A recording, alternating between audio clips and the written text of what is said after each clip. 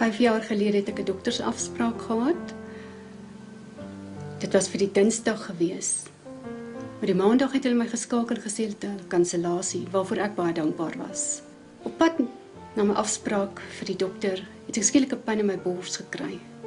By die hek het ek net gebid, ek gevra, Here, wees my genadig, ek het so seer. Toe ek by die dokter se spreekkamer ingekom het, weet ek tot vandag toe nie.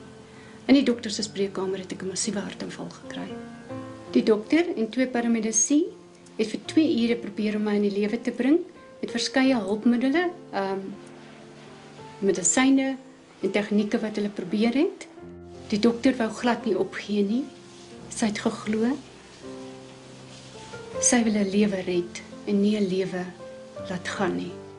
Na 2 ure het die ambulansparamedici gesê, hulle moet my nou wegneem.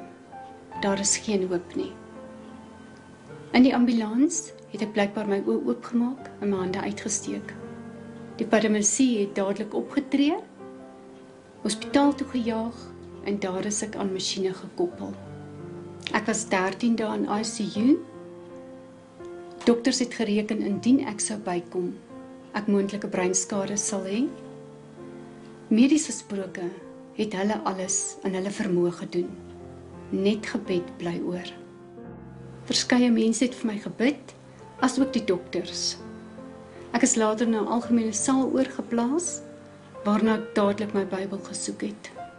Die oomblik toe ek die afspraak gemaak het by die dokter, het God reeds geweet wat sy plan en sy doel vir my lewe is.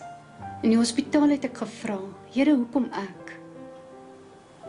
Die Gees het my oortuig, sodat ander kan glo.